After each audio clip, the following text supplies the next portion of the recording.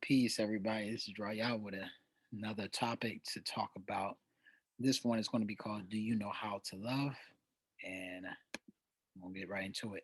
So, this is the agenda. We're going to talk about what is love, how do you show love, the music, how music affects our perspective on love. We'll talk about my personal opinion on love as well and what is not. How are we supposed to show love in the scriptures? What is loyalty and the love for a friend? And a love for your woman or your wife or your significant other? And do men and women love differently? We're going to talk about all that. So let's get into it. So, why did I name this Bible study, Do You Know How to Love? It's a good question. So, because I don't think a lot of people know how to love or understand the power of love, particularly in the so called Black community. I don't think people are taught the value of love or how to show it, what it looks like, how to receive it. We have some ideas that were programmed into us by the television, music, and bad advice from peers or relationships, but we don't necessarily live out love how it's described in the Bible. So this is what we're going to talk about. So what is love? Now, I think most people would say love is, emotional feeling, a connection to somebody. Love is actions, stuff like that. How do you show love? By action. Emotional. The love that you have for somebody. You might show like you have a love language, things like that. So my opinion is sacrifice, loyalty, obedience, commitment. Shout out to Chronicle Judah 144. He always says loyalty and sacrifice. That's love. That's real. And I think obedience is a component of it in regards to the male female dynamic and commitment. Faithfulness. I think that's all a component of love. So never mistake lust for love. So, what is love? Love is, God forbid, you get into a car accident, lose the use of your legs, and your woman still stays with you. Love is, God forbid, your woman has kidney failure and needs a kidney replaced, and you're willing to give her one of your kidneys. Love is, you lose your job and your woman holds you down for 3 or 4 months until you get back on your feet. Love is, God forbid, your woman gets breast cancer and you hold her hand during the procedures or the treatments. Love is not seeing a chick with a big booty and saying, dang, let's be together. See, ain't nothing wrong with that if that's what you wanted, but be honest with yourself and the person. Don't try to pretend that there's love when it's not. Because that's the problem. We confuse lust for love, and we convince ourselves and convince our partner or our significant other that we love them when we actually lust them. And that's the problem because we start having children out of lust and not out of love. And that's what causes a lot of damage in the child. So we're going to talk about the power of music and love. So this is a story of how music actually affects Saul. Let's read it. This is 1 Samuel chapter 16, verse 14. But the spirit of the Lord departed from Saul, and an evil spirit from the Lord troubled him. Hold on, read that again. But the spirit of the Lord departed from Saul, and an evil spirit from the Lord troubled him. So we see that an evil spirit came from the Lord. It wasn't just Satan. This is not, God is good and Satan is evil and, they battling each other. The Most High is in control of all this. So the Most High controls the good and the evil. And so it's not something to discourage us. It should be encouraging us that the Most High controls it all. So when we go through our bad situations, we understand that He's in control of that as well as our good. So we always give Him praise because everything He does is for a purpose. So verse 15, and Saul's servant said unto him, behold, now an evil spirit from God troubleth thee. Let our Lord now command thy servants which are before thee to seek out a man who is a cunning player on a harp, and it shall come to pass when the evil spirit from God is upon me, that he shall play with his hand, and thou shalt be well. And Saul said unto his servants, provide me now a man that can play well, and bring him to me. Verse 18, then answered one of the servants and said, behold, I have seen a son of Jesse the Bethlehemite, that is cunning in playing, and a mighty valiant man, and a man of war, and prudent in matters, and a comely person, and the Lord is with him. And wherefore Saul sent messengers unto Jesse, and said, send me David thy son, which is with the sheep. And Jesse took an ass laden with bread, and bottle of wine, and a kid, and sent them by David, his son, unto Saul. And David came to Saul and stood before him, and he loved him greatly, and he became his armor bearer. And Saul sent to Jesse, saying, "Let David, I pray thee, stand before me, and he has found favor in my sight." And it came to pass when the evil spirit from God was upon Saul, then David took his harp and played it with his hand. So Saul was refreshed and was well, and the evil spirit departed from him. So Saul was dealing with some evil spirit. We might call that anxiety today, or some mental illness in regard to mental distress. And David was able to refresh him with his harp, with his instrument, and the spirit left him. So David was actually able to cast out a demon with his music. That's very interesting because, you know, he could, in the ancient times, it sounds like, they understood the power of music, that they can take out spirits with the right music. So it makes you wonder, if you could take out spirits with music, can you put spirits on people with music? This is something that's interesting about classical music. It says actually it happens as a calming effect induced by classical music releases dopamine to spike pleasure. The dopamine also prevents the release of stress hormones. From here, mood is improved, which therefore clarifies thinking and making tasks like essay writing and studying a lot more enjoyable. So you see that the effects of classical music actually helps you in regards to your mood. And all music really helps you in regards to mood. It can make you definitely, it can enhance your emotions or change your emotional state. But classical music in itself is kind of unique in regards to it can really affect your brain in a positive way. Even pregnant women listening to classical music, can help their child develop, grow, and helps the children grow when they're born. And these are some ancient depictions of people playing the lyre, or an ancient version of the harp. This is the Egyptian depiction of a woman with a lyre. And this is on the right is a Greek depiction of Orpheus with the lyre. He was a prophet in the Greek mythology. And as you see with his hair with the bandana, you see that's an afro. And you see the woolly beard. That's a so-called black man, because the original Greeks were so-called black people. They were people of color before the invasion of Alexander and the Macedonians in I believe, the fifth or fourth century BC. So that's just interesting. So I say that because a lot of people think the orchestra is a quote unquote white man's music, and it's not true at all. It goes back to ancient times, and people of color always enjoyed making music. They've always loved playing music, and and David was no exception with that. So this is also a verse in First Chronicles 25, verse 1. Moreover, David and his captains of the host separated to the service of the sons of Asaph and Heman and Jeduthun, who should prophesy with harps and with psalteries and with cymbals, and the number of workmen according to their service was. So David was able to prophesy with his harps and with his instruments. So, like I said, if you can take spirits off people, do you think you can put spirits on people? Well, yes, you can. So this is the power of music. This is one of Hollywood or Hollyweird witches, Mary J. Blige. Allegedly, she's a witch, but they're able to cast spirits on the people with music. Now let's listen to one of these songs. This came out in 2010. It's called "We Got Hood Love." I actually don't want to play it all because I might get flagged.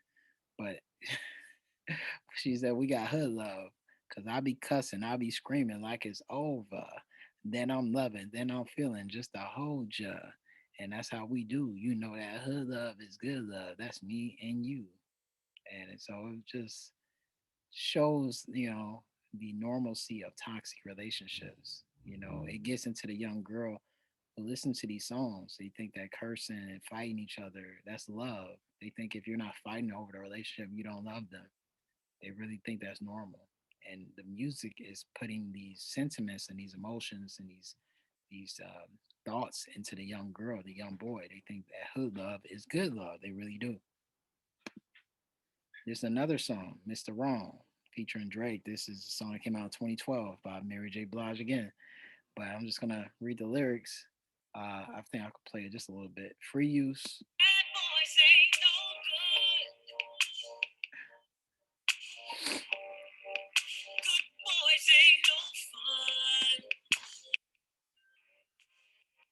right, I'm gonna stop it right there. I don't want to get flagged. But she's like, bad boys ain't no good, but good boys ain't no fun. And said, I love my Mr. Wrong. Right here is like, we got a special thing going on, me and Mr. Wrong. Even if I tried, no, I never could give him up because his love's like that. Ain't no way I'm moving on. I love my Mr. Wrong. So it's normalizing this dysfunctional relationship.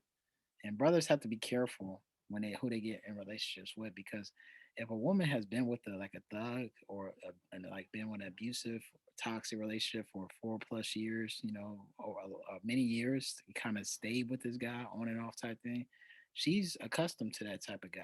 And if you're a laid back type of dude, your woman is most likely going to reconnect with that ex again in some way, either that's social media or text message or face to face, or she's going to try to get with someone like that again. Why? Because she's not used to you. She's not used to that type of energy. You're a late type of guy. She's used to the dramatics and the fighting and the cursing and all that stuff. So she's not used to that type of guy. And just being honest, anytime a woman is penetrated sexually by another man, that man leaves his spirit on that woman.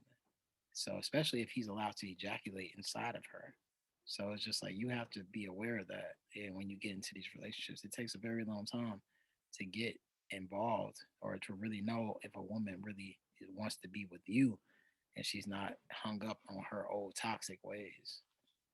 And why is that? Because many women like to play in the mud for a while. They grow accustomed to the make up breakup dynamic of old toxic relationships, and they don't want to be with a man who have his life together, despite what they say. A lot of women say they want to be with a quote unquote good man, but they consider that man boring. They, like they said in the song, bad boys ain't no good, good boys ain't no fun. They really think that when they're younger, and not until they're older, then they start praying for a good man. And this is why the scriptures say you shall not suffer a witch to live. Mary J. Blige is a witch, allegedly. And a lot of these other artists are witches. They cast spells and enchantments in their songs, and they get into the young girl, they get into the young boy, and they make them believe certain things. That's and when you allow witches like this to continue, they they affect the community. So it's just like you gotta watch over your children listening to this type of music. And also, going back to the whole dysfunctional thing, never underestimate the woman's desire to feel needed. Many women prefer to be with a dysfunctional man because it shifts the blame towards the man if things don't work out. Many women mistake a good thing or a good man for boring. Many women feel a pressure, quote unquote, pressure to be with an upstanding man, and they don't want to live up to it. So they will go back to their ex boyfriend or be with the dysfunctional dude to get that excitement or get that rush. So you have to be careful who will try to help spiritually, because there are some women who they may, proclaim that, like, they repented and they want to live righteously or they want to live right. And, you might, be what they need in their life, but, they're accustomed to that toxic spirit, that ex-boyfriend spirit. And just like Christ, he asked people before they want to get healed. You gotta, make sure that the person that you're dealing with wants to move on, because you may invest a lot of time and be wasted time if you try to do all this stuff and that person does not want to move on because they become accustomed to it. They really are getting used to that spirit that's on them. They became the woman that they are. I'm talking to the dudes dealing with these women, like they become accustomed to how they are now. So you have to be aware and show discernment if your time is worth it in regards to that person. And it's another verse, Ecclesiasticus, verse chapter 9, verse 4. Use not much the company of a woman that is a singer, lest thou be taken with her attempts. So same thing with the Mary J. Blige thing. You gotta be careful about the singers because they can enchant you into doing what they want to do and what doing making you do what they want you to do in regards to their music. So the same thing with the television show. This is Family Matters. Remember Steve Urkel? I remember seeing this on social media. This is a little caption right here. It said, "You gotta stop chasing Laura and realize Myra loves you unconditionally. Good morning, world." And it's so interesting this dynamic because Myra, the woman on the right here, she's attracted to Steve Urkel. She loves Steve Urkel. She did everything for him. She helped him with his science projects, and She was all for Steve, but Steve was all for Laura, and the woman on the left of Steve, and she, Laura wasn't interested in Steve. So it's just so funny that the whole show, Steve is trying to get Laura, Myra's trying to get Steve, and Laura's not trying to get Steve. Like it's just like they're all facing the wrong direction, and it programs the young child to think that that's how it's supposed to be. I'm supposed to prove that this woman should be with me. I'm supposed to make her change her mind. She's naturally not attracted to me, but I have to make her want to be with me. And same thing with the girl. It's like this guy doesn't want to be with me, but I'll do anything to make him want me. And it's just like even giving my body to this man who doesn't love me, but I just want him to love me back. And it's very programming to the young child, and that's what television is. It's television. It's really, a distant vision that's being put into your mind. That's why they call TV shows programs, because they're really programming the mind to think a certain way. So, am I saying don't listen to music or watch television? No, but just be aware of what you're listening and watching, especially around your children, because they may be under a spiritual attack without you knowing. Because especially now, they're putting stuff in cartoons. They have agendas out here, and you got to be careful what you allow your child to, that ingest in their spirit. All right. So, what does the Bible say about love? So, I actually did not put some of the most common scriptures in here, like First John, like God is love, or First Corinthians 13, love is patient. I didn't put those verses in here. I actually wanted to put verses that we typically don't talk about, and I think that this is going to kind of help us see things a little differently in regards to love and see it more practically. So this is actually one of the first times love is mentioned in the Bible. This is when Isaac is talking about Esau, and he says, "Make me savory meat, such as I love, and bring it to me, and that I may eat, that my soul may bless thee before I die." So we see that love can be referred to material items like food and clothing. So that could be love. And also, Jacob served seven. This is Genesis 29, verse 20. Jacob served 7 years for Rachel, and they seemed unto him but a few days for the love he had to her. So, yeah, love can be a strong emotional component, which is shown by actions. This is what most people think of love today, the emotional component. And one thing, when we read this, we got to read it in context, because most women we meet are not going to be Rachel. What I mean by that, well, when we read the scriptures, we get enraptured, like, oh man, I guess this is how a man's supposed to love his woman. She's supposed to work 7 years for her. And women, they sometimes use these scriptures to make it seem like men are supposed to do these things in order to impress these women of today. The one thing, like I said, these women today are not like Rachel. Rachel was raised to be a wife. She was raised to be with one man her whole life. Isaac was the only man she had, or Jacob was the only man she had ever been with. A lot of women that we meet are not going to be like that. A lot of women have had relationships before. A lot of women have had experiences before, and they're not um, the same type of woman as Rachel.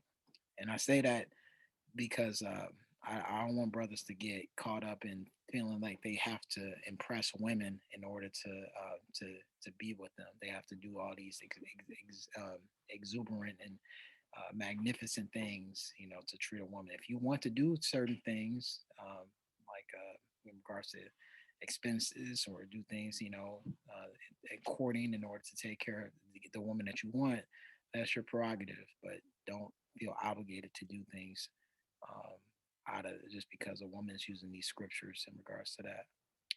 Because like I said, Rachel was a virgin, and most women that you meet aren't on that level, and not demeaning any woman who is not a virgin. I'm just saying that there's a different level of that type of woman that you have to work for in regards to that.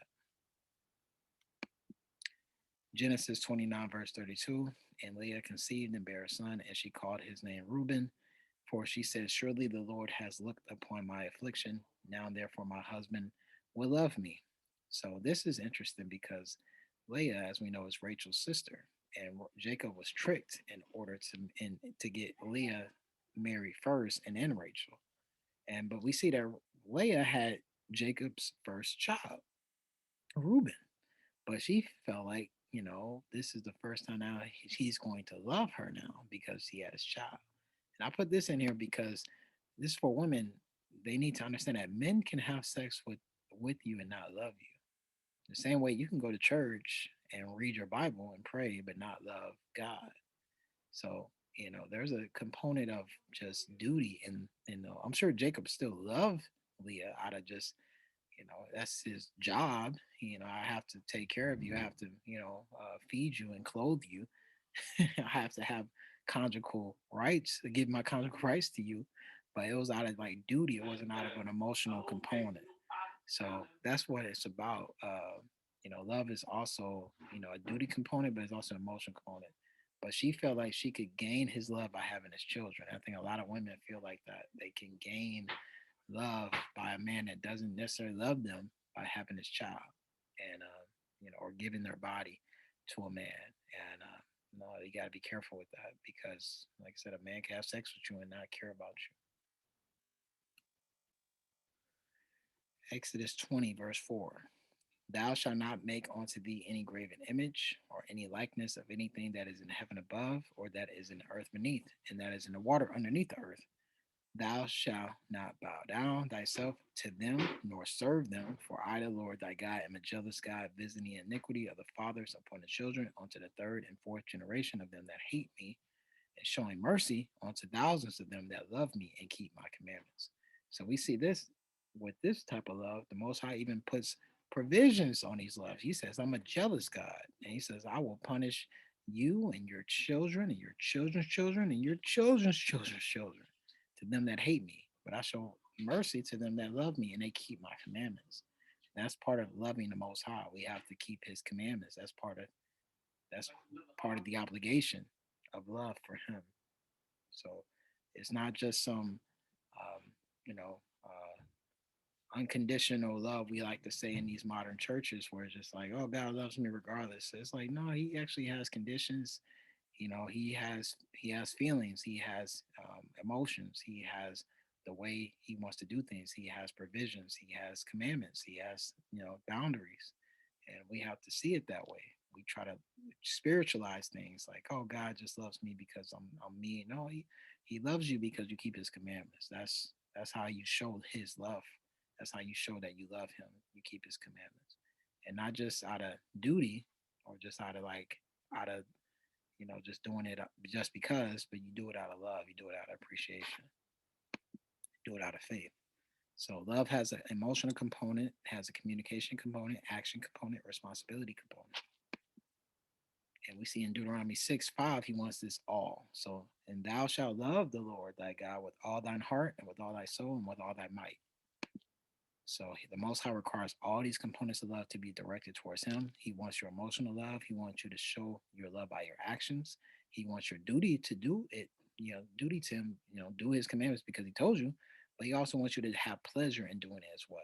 So He wants all these components, you know, in regards to the love. That's why He wants all your heart, all your soul, all your might. He wants everything, your mind as well, because He deserves it.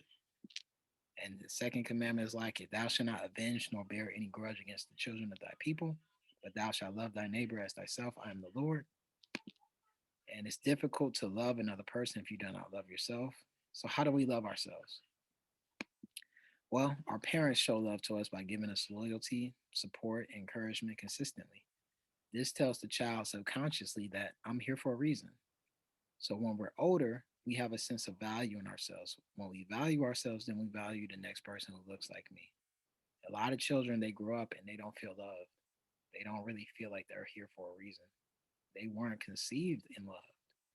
They were conceived either out of lust or just really out of loneliness.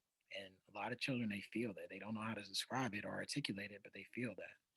And that's why it's hard for them to love other people. It's hard for them to love themselves. So when a child does not have that love in the home, the child will search it out in the streets by getting into a gang or a drug clique or a sexual relationship. So the reason you may not love yourself is because of some disconnection to your past or your history. If that's the case, get therapy. Seek someone to help you process your childhood. Me personally, I mean, I grew up in a two-parent household and I still had some issues with my childhood. I had to be in therapy. I had to talk to somebody about stuff that I didn't really think was important, but it helped me self reflect to realize, like, oh wow, this really did affect me. I don't like the decisions that I made here. This is how I could have did better. There's nothing wrong with getting help. That's fine. You need somebody sometimes to refocus you. And that's good. We live in Babylon. This is, the soil is defiled. The mother of harlots in Revelation chapter 18, that all the nations, all the kings are drunk by the wine of her fornication. That's real. That's why women are, you know, the young girls, they're promiscuous by the time they hit like 13, 14, because it's just the soil's defiled. It's only by the mercy of the Most High that He actually He opens our eyes. So it's nothing to be ashamed about in regards to our past. I mean, it's some of it is shameful, but it's only to bring us to repentance. It shouldn't be a shame that stops us from repenting. You know, yeah, that's what it's about. We have to understand the things that we went through so we can change it, so we can be better people. So I'll put this in here: the Ten Commandments. The first, I wanted to show how the Ten Commandments show that how we love the Most High and how we love our neighbor. So the first four commandments show you how we love the Most High, because when we love the Most High, we don't put any gods before Him. We don't make an idol. We don't take His name in vain. We remember His Sabbath day. And when I know taking His name in vain, I'm saying the Lord, but I know His name. But yeah, we don't, take His. We don't do all that stuff, and that's how we show we love Him. And then verse or the last six commandments is how we should love our neighbor. Because when we don't, we honor our father and mother. We don't murder. We don't kill. We don't commit adultery. We don't take another man's wife, and we don't. You know, women don't cheat on their husbands or commit adultery against their husband. We don't steal. We don't lie, give false testimony. We don't covet. That's how we show that we love our neighbor. So it's like the Ten Commandments is summarized by these two commandments. And this is love, translated in Hebrew as a hob, translated 169 times as love, 19 times as lovers, 12 times as friends, beloved, liketh. And, this is what it means, that human love for another includes family and sexual, human appetites for objects like food, drink, sleep, wisdom, human love for or to God, act of being a friend or a lover, God's love towards man, individual men, to people of Israel, to righteousness. So that's what it's about. That's what love is. And I like the Hebrew version of love because it encompasses everything. The Greek, words like agape, phileo, it can kind of be split to different things, but the Hebrew word, it encompasses everything. And this is another word that is sometimes translated as love, loving kindness. Psalm 63, verse 3 says, because thy loving kindness is better than life, my lips shall praise thee. And this word is chesed, or chesed, is translated as kindness or loving kindness, giving oneself fully with love and compassion. And it's translated a lot of times, 149 times as mercy or kindness, 40 times, loving kindness, 30 times, goodness, 12 times. And it means, goodness, kindness, faithfulness. And also it can be translated as reproach or shame because it's like a homonym. So it's like some words, they have the same pronunciation or same way of spelling, but it means a different word in a different context, like bark. So if I say bark, you might be thinking of a dog barking, but I might be talking about a tree bark. So the same thing, just based on the context. All right, good. So we got through most of that. Now we're going to talk about loyalty, the loyalty and the love for a friend. And this is the big component of friendship or of love in general. So let's get into that. So, what is loyalty? To me, loyalty is the quality of being a loyal. This is the definition: a strong feeling of support or allegiance. And I remember this. I posted this on my IG. I remember I got this from an old video, I think from Chronicles of Judah too. But I remember this. He talks about loyalty. There are a few people we will meet in this life who display the characteristic of loyalty. Loyalty basically is how closely someone sticks beside you when you have nothing to offer them. Loyalty is when a person has the option or opportunity to separate from you when you're going through a time of adversity and they still choose to stay with you during this trial in your life. Loyalty is when someone is able to choose someone who is in a more advantageous position than you are, and the person still chooses you. That's loyalty. It's rare to find that in others. So it's important for us as so called black men to cultivate and work on that characteristic in ourselves so we can know what loyalty is, understand what it's worth, giving or who is worth giving our loyalty to, and how to identify loyalty in others. Peace. And this is an example. This is a story in the Bible talking about loyalty. So this is Mark chapter 14, verse 27. And this is Hamashiach, or Jesus saying unto them, all ye shall be offended because of me this night, for it is written, I will smite the shepherd, and the sheep shall be scattered. When he says offended, he says it's going to you're going to stumble, you're going to fall, be a stumbling block because of me. And he's quoting from Zechariah, I think around the 12th, either 13th chapter or 12th chapter, Zechariah, and verse 28. But after that I am risen, I will go before you into Galilee. And Peter said unto him, although all shall be offended, yet will not I. So Peter saying, even if all the other disciples fall or they deny you, I won't. And Christ or Yahshua said unto him, verily I say unto thee, that this day, even this night, before the cock crow twice, thou shalt deny me thrice.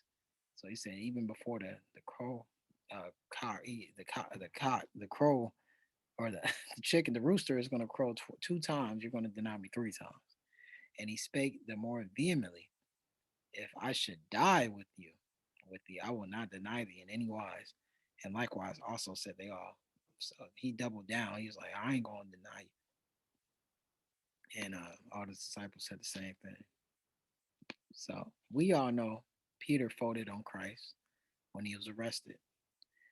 And it teaches us that even your closest family members and friends will fold on you when the time comes. And it's not necessarily because they are disloyal, it's because fear overwhelms them. They may think that will never happen because they say they love you, but you can't stress over if another person is going to be loyal or not. You just have to know who to be loyal to. The main person we have to be loyal to is the Most High. So then He can give us the wisdom to know who to be friends with and how deep the friendship should go or should be. It takes a very long time to understand who's really for you because most people, they're opportunists. They're out for themselves. They're not really for you. And it's hard to know that. Um, and we have to really watch out for that spirit of fear. The fear is really the opposite of love. It's not really hate. It's really fear because love involves that you're going to do the right thing. You do things out of love. Fear stops you from doing things out of love. The Most High commands us to love Him. Fear will stop you from doing that. Like the Israelites when they were supposed to go into Canaan, our people got scared, said that we look like grasshoppers to them, and that fear was the reason why they weren't able to go to the promised land. They had to wander for 40 years because of fear, that doubt. That's the spirit of Satan. If you have fear, just know that that's Satan in your life right there because the Most High is not dealing with fear, only the fear of Him, but that's that's obedience to Him. That's why He says, you should have fear for Him. The fear of the Lord is the beginning of wisdom, but the fearful, they're not going to be able to go to the kingdom. That's pertaining to Revelation, I believe, around the 21st chapter. And it said, the fearful shall not go into the kingdom. So we got to be careful about that spirit of fear, man. Proverbs 17, verse 17, a friend loveth at all times, and a brother is born for adversity. So you sticking with someone as they go through transitions, trials, and difficulties in their life. That doesn't mean you condone the stupid stuff your friend does. A good friend will tell you the truth and show you your faults and try to stop you from hurting yourself or your relationship. Proverbs 18, verse 24. A man that has friends must show himself friendly, and there is a friend that sticks closer than a brother. A friend stays by your side, helps keep your mind focused from outside forces and from your own insecurities. The danger is that if you don't have discernment, you can have the wrong people stick to you and play on your insecurities and manipulate you. For example, you may have a beautiful woman who's insecure. You ever met that? Like a beautiful woman, she's she's asking you if she looks beautiful, and you're like, "What do you mean? You drop dead gorgeous?"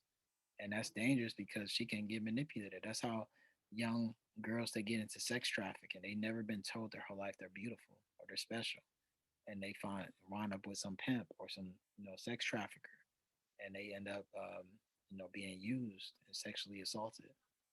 You know, the same thing with a talented dude who's insecure.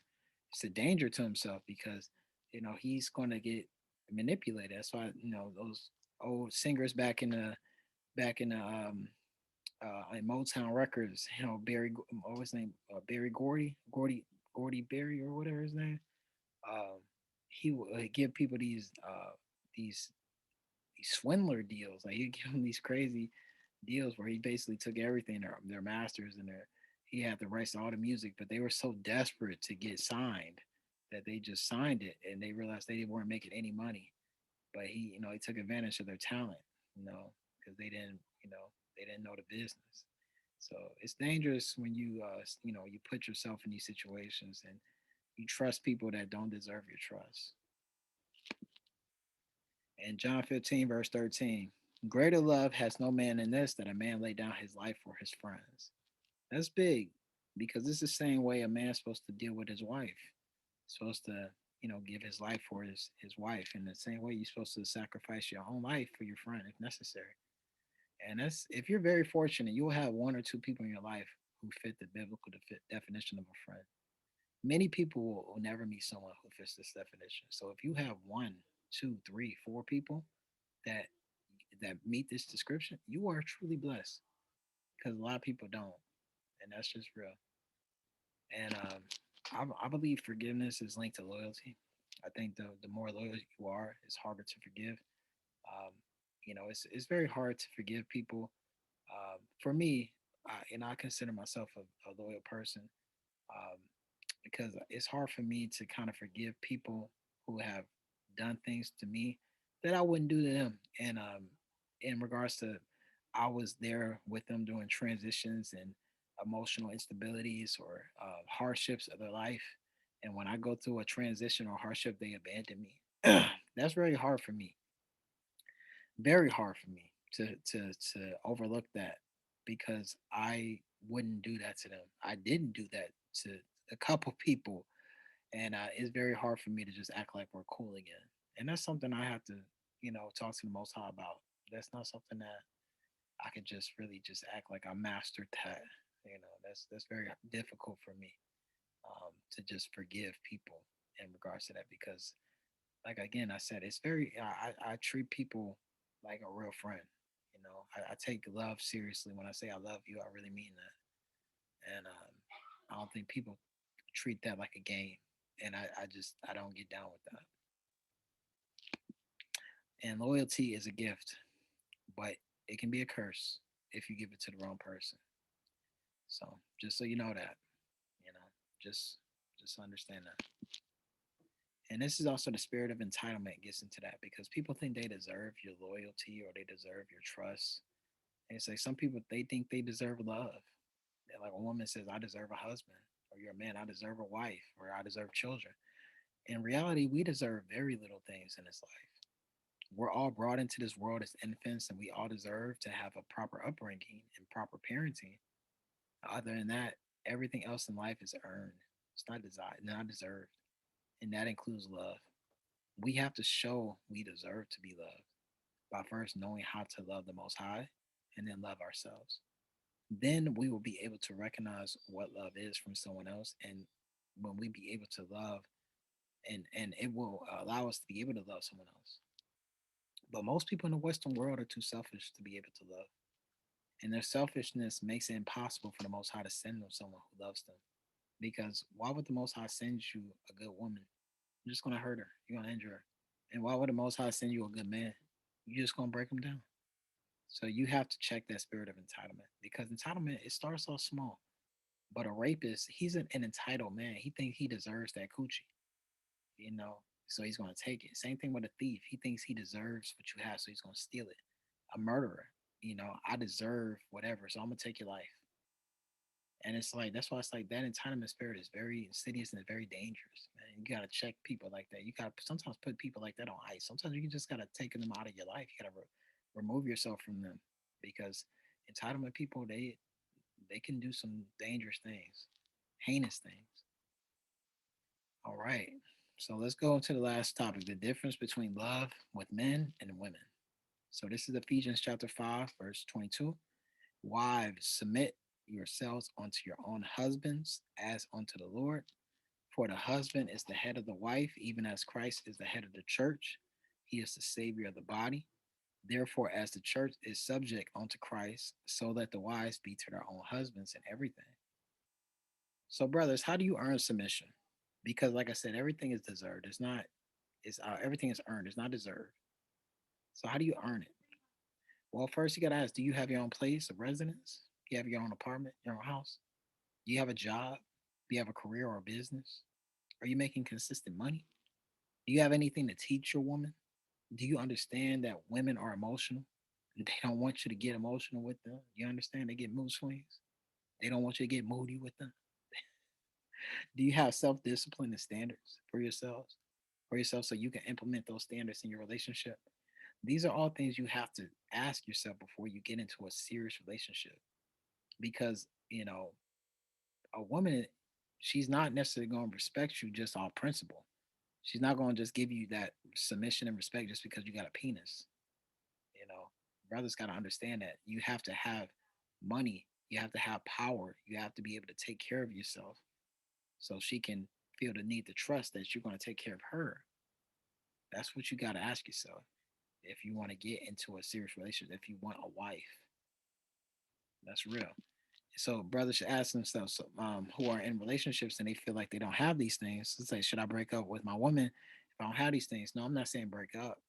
What I'm saying is, why do you want to be in a serious relationship if you're not where you want to be in life? That's going to cause confusion in your life and in your woman's life. And if you have a child, that's going to cause even more confusion on everybody's life. So it's just like you have to be careful when you establish these relationships if you're not ready to where you want to be in life. And even if you have all these things that I mentioned, that doesn't guarantee that you're gonna get submission all the time. You should get submission all the time. You should get respect and reverence, but that's not a guarantee in this society.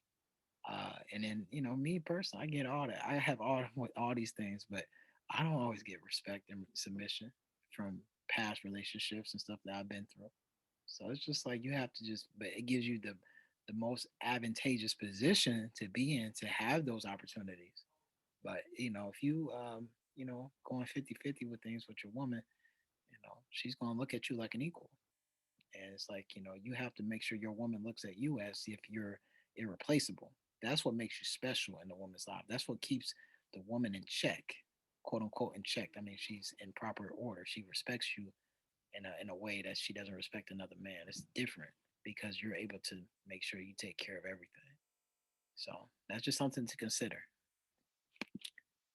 Ephesians 5, verse 25. Husbands, love your wives, even as Christ also loved the church and gave himself for it. So the same thing, sacrifice.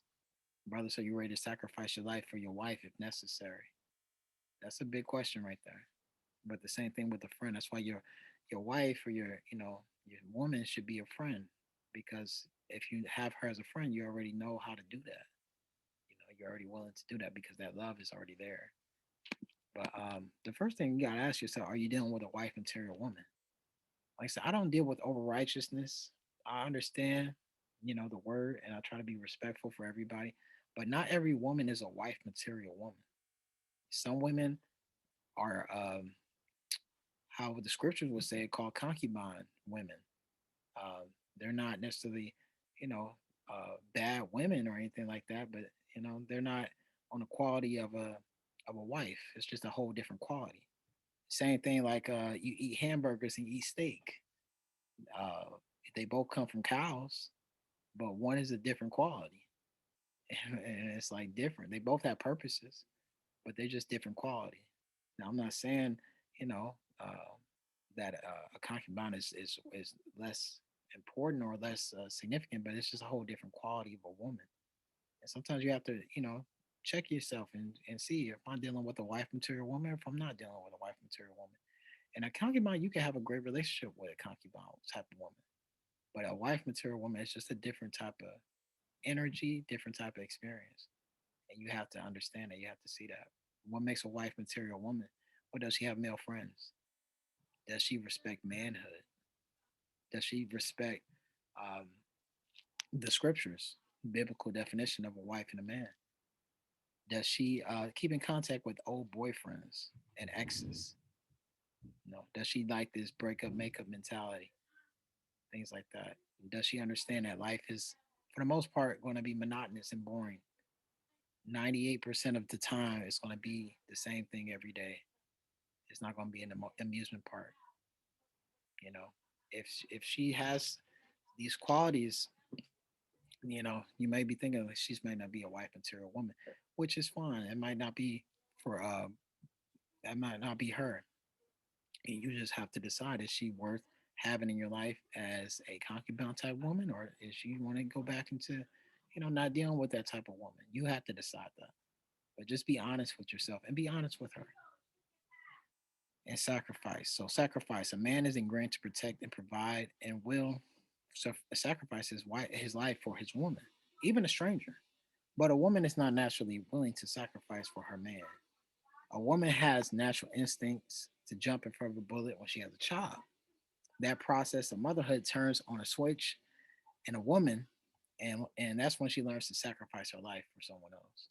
And for example, um, whaling or hunting of whales, they don't do that in the states, but like over in like Japan and place they hunt whales. They teach the the people who hunt whales to go after the female, because if they throw the harpoon at the male, the female whale will keep going with her child. But if they throw the harpoon at the female whale, the male whale will try to save the female whale by taking the harpoon out. So that's what it's just ingrained for a woman to save her child, to protect her child like a mother bear. Same thing like those of us who had good mothers, we know that our mothers would be the first person to jump in front of a bullet for us. And I think a lot of dudes, they get confused when they get into a relationship. They think their woman is going to have the same type of loyalty as their mother, and that's not the case. And it's nothing wrong with that either. Just like you just have to understand that women, they see loyalty and love differently than a man, and it's just how it is. You just have to understand that. So, verse Ephesians chapter 5 verse 33. Nevertheless, let every one of you in particular so love his wife even as himself, and a wife see that she reverence her husband. So you love, but you do not fall in love. Falling implies you're in a compromised position. If you fall in love with a woman, you're embracing a life of chaos. Your life is going to be a roller coaster of emotions. And what I mean by that, because a woman can say she loves you with all her heart on Sunday, and then on Friday she says she hates you with all her heart, and she really means it each time. The woman really goes along with her emotions. You as a man cannot go along with her emotions. That's why you have to keep the most high first. And that's the order. The man keeps the most high first. The woman keeps her man first. That's the order. That's how it has to go. Because if you keep the woman first, you're gonna be all over the place. She's gonna have you all over, and she's gonna compromise your mental health, your mental stability. You cannot have that, especially in these last days. You're gonna need to be mentally sound in these days. All right. Now let's go into this one. This is about how God created man in his own image. In the image of God created him, male and female created he them. In Genesis 1:27. Let's look at the definition of male. This comes from the word zakar, translated as male or child, mankind. But let's see, it comes from this root word. And this is the root word zakar. And it really means to remember, mention, remembrance, recorder, mindful, think, bring to remembrance. So that's what a man's job is. He's supposed to remember what his role is as a man, which is to be the thinker. He's supposed to be the leader. He's supposed to be the head. As a head, you're supposed to think with your head, right? Your logic. You're supposed to be in a position where you make the right decisions, not for you alone, but also your woman and your children.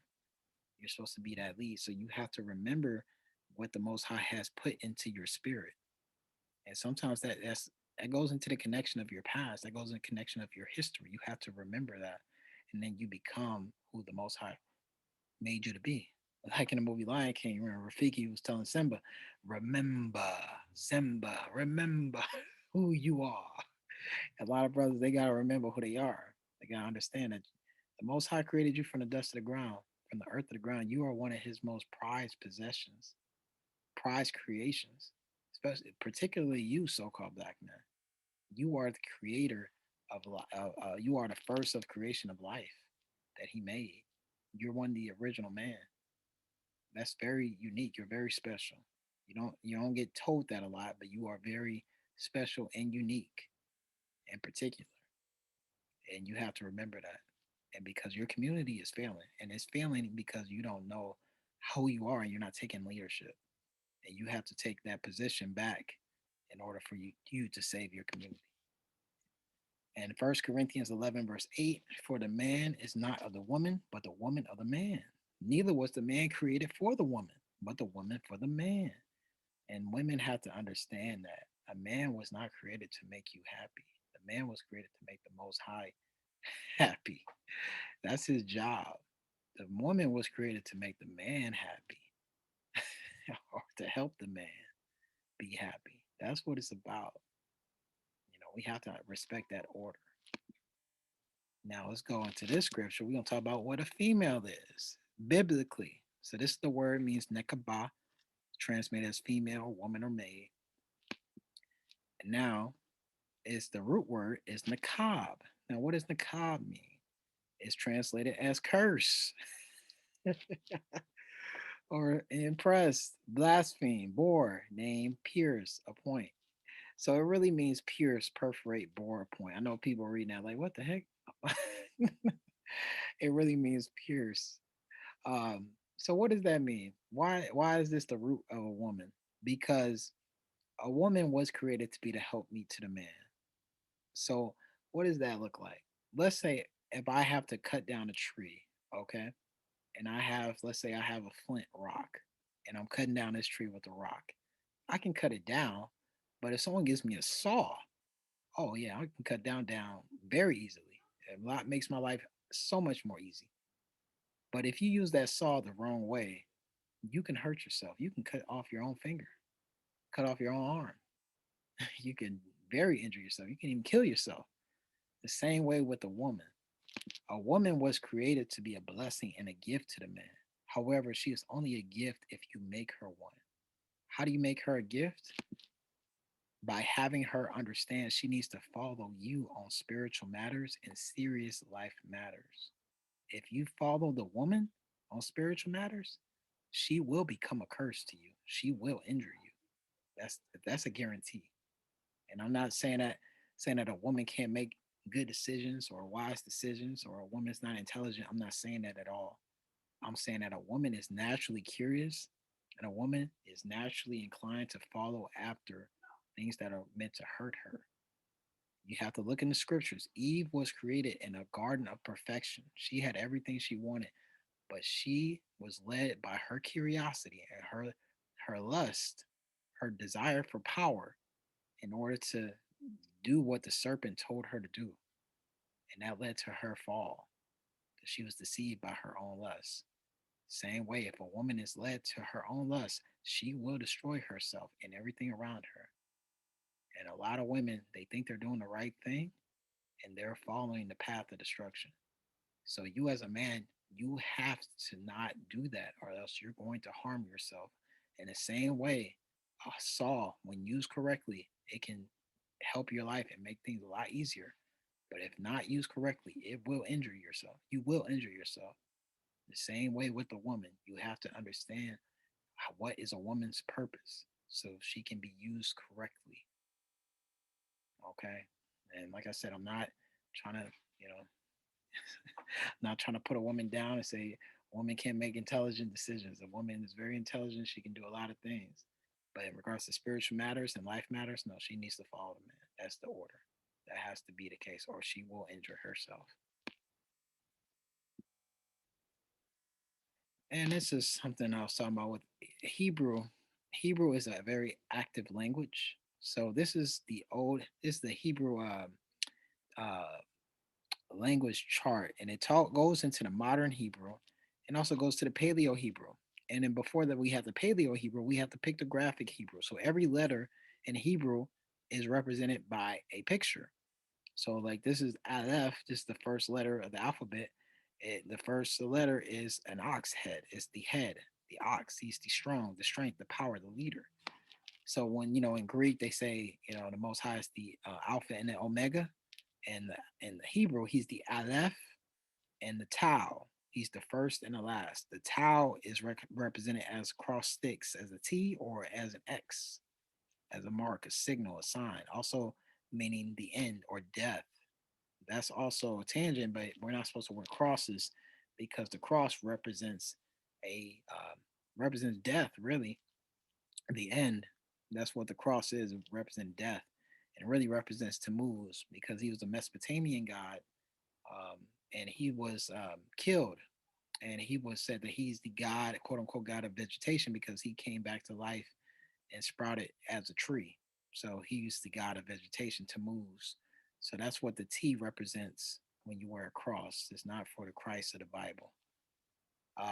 But this is going into this with ahab, or the Hebrew word for love. So when we go into the letter, the first one is ahab. You read it from right to left. So the first one is aleph. The next one is hey, with the man with the arm raised. And then the other one is the bet, is the house. So love is first, the first thing, the first component, and it reveals your house or your tent. So it is how you must build your house. Love is the first component of it because that's how you have a healthy house. That's how you have healthy children. You have to build it based off of love. That has to be the first building block. So Hebrew is very interesting. You can do that with different words. And when you understand the words in Hebrew, the letters in Hebrew, you understand why things are named the way they are. But we can go to that another time. But that's all I got. Thanks for being part of this lesson. I hope somebody got some out of it. Peace.